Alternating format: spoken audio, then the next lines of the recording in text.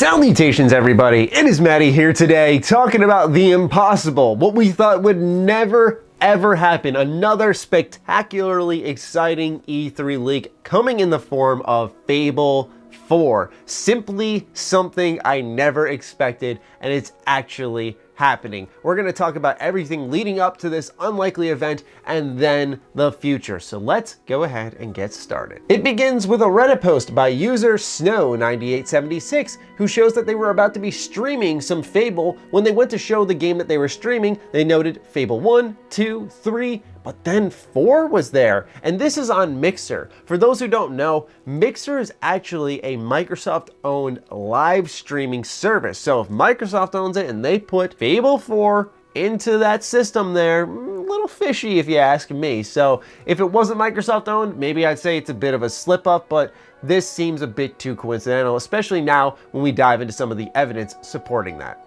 It all began back in 2016 when Fable Legends was canceled and Lionhead had shut down. However, Microsoft had always believed in the IP. In early 2017, long after Lionhead closed, Xbox boss Phil Spencer actually tweeted that he thought the Fable series still had potential. He wrote, "Nothing to announce right now, but I do think the IP has a lot of places it could go." Back then, when it was the Halo Gears days and Microsoft was a real big titan, not that they aren't now, but those were the big console selling IPs. There was also Fable, which I'd argue in many ways was the third biggest. It was an RPG and one that I think anyone in my audience who does love role-playing games would adore. It's very much about duality, good, bad, and how the world reacts to those decisions you make. I love how there was almost a cartoony element to it all. And when I talk about doing whatever you want, especially for a game back then, it really had a sense of openness that aged well, because even when you play it today, you think to yourself, it feels like a modern title with some of its design decisions, which indicates a timeless, well-crafted title. And I think that 1 and 2 were some of the best, but I also had a great time with 3. Some of people's struggles with 3 was the loading times for pretty much anything you did. It was simply ridiculous. It was a game that was too ambitious for the technology and the development that was there. However, if you go back and you play 1, you play 2, easily available through backwards compatibility. I think 1 has an anniversary edition, which has upgraded graphics. I mean, these games, man, they are so good and replayable. So I agree with Phil that this series definitely has a future in a world where open world RPGs are the thing. They are constantly done. Why not bring back Microsoft's big role-playing game franchise? Makes sense. However, I'm of the mindset that the oft-bemoaned Fable 3 was not the dagger to the series, but indeed, I think it was Fable Legends, which was announced at E3 2014, designed to bring the series to a different place. It was cooperative, online, class-based multiplayer, and the person you were playing against was the villain who would control all the enemies that attacked you. It was trying to spin the Fable series in a different direction, but I think the timing wasn't right. After a big misstep with 3, I think there was room to recover, but instead, Fable headed in the wrong direction, trying to go with multiplayer instead of doubling down on single player and choice-driven gameplay. Yes, we like hero and villain combat, that is the core of this series, but it's not simply based in multiplayer. It's about becoming the hero, becoming the villain, seeing how characters around you react to it, and all the decisions you can make. I believe this is where the series went downhill. There was no traction gain, no hype, there was pure disappointment, and naturally, as I mentioned in the start of this video, Lionhead closed down in turn, and we lost Fable, at least for a temporary amount of time until Playground Games had stepped in. In early 2018, it was reported by Eurogamer that Microsoft plotted to return Fable less than 2 years after shutting down Lionhead, so they hadn't given up on it despite what happened with Lionhead. Eurogamer wrote, "We've heard that the new Fable is planned as a story and character-focused open-world action RPG.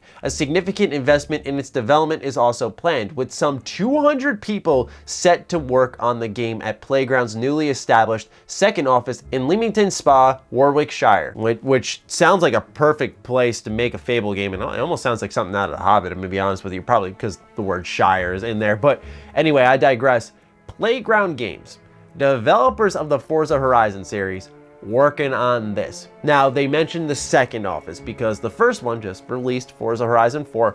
I'll say this much about Forza Horizon. I don't like racing games.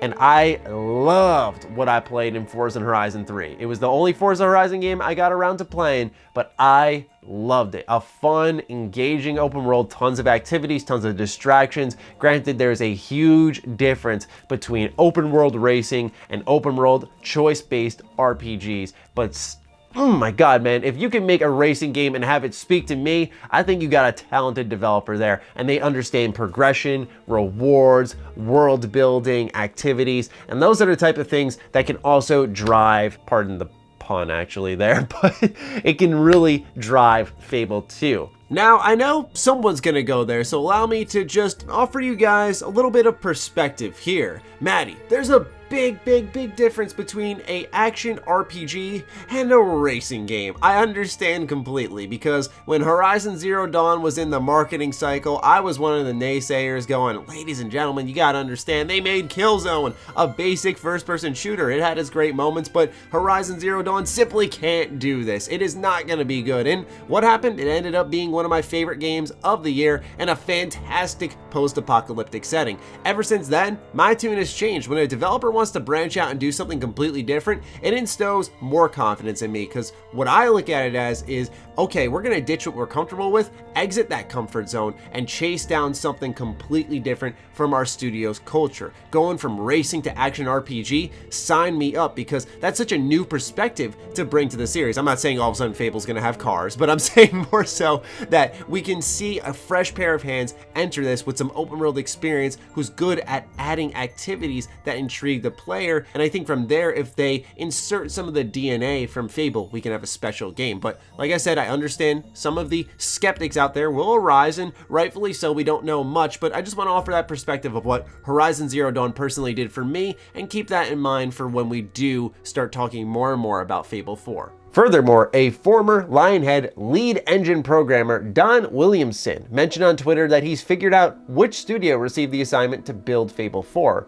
commenting that it's an interesting choice. When asked by yours truly whether this team was located in Brighton, East Sussex, according to Williamson though, no studio based in Brighton could take on such a massive task. And he said, okay, having no inside information, I totally know who's building Fable 4 now. Interesting choice. So this one can start to slot over the years under that poorly kept secret alongside Borderlands 3. And it's not a giant surprise that Fable 4 is coming when you look at a lot of this evidence, but it's exciting to know that things have really ramped up, and if it's being added into Mixer, it shows that it's getting ready. You know, they're getting it going, and I would fully, entirely, 100% expect a trailer to drop at Microsoft's conference at E3. They're gonna go hard. I think they're gonna announce some stuff in advance, even if it's not ready for this year. They're just gonna say, screw it, let's announce it anyway. So I would highly recommend you expect this trailer to drop. Is it coming this year? I don't think so. I think it's a next-gen title, and I think it's gonna launch with the Xbox Scarlet, which is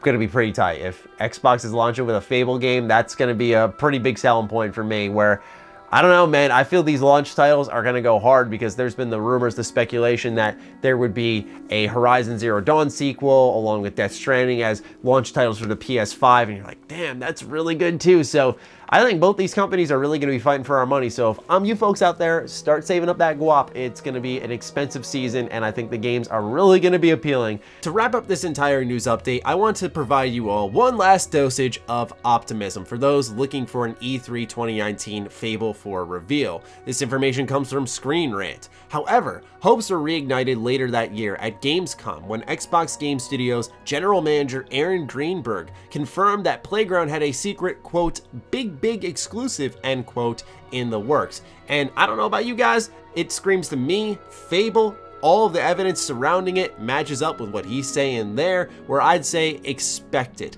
But when it comes to E3 2019, if you look at some of the development cycle, I'd say it's ready for a reveal. Don't expect the game this year, but you can safely expect a reveal to roll out at some point in time. Probably something along the lines of a CGI trailer confirming its existence and saying 2020 at the end of it. No release window other than that. But I think for a lot of folks who have been seeking out a new Fable game, and I think the timing is right. I think the world is ready for Fable again after its hiatus and rocky development. There's been time to forget, time to mourn, time to recover, and time to now get excited, where I'd say Microsoft's doing the right thing here, announcing this game. And I did mention earlier in the video how I feel they're going to reach on some announcements, and the reason I say that is because PlayStation's pulling out. And I'm not a believer that PlayStation's the main attraction at E3 like many are, because last year's E3 conference speaks for itself. It was an abomination. But I think Microsoft sees an opportunity where their direct competitor, the one who is stopping them, has pulled out of the stage where all of their debuts are going to be. And so now Microsoft can have all the eyes on them, and they want to announce everything and show everything off to the world.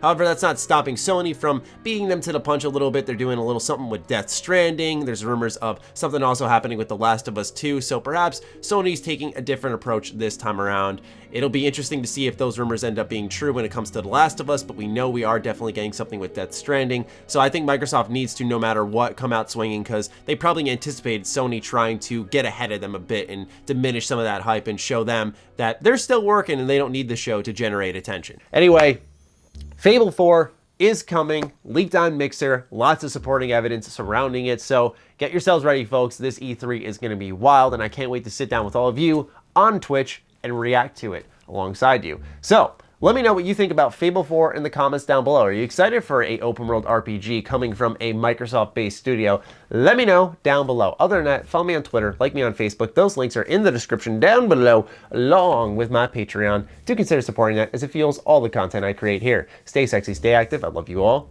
Peace.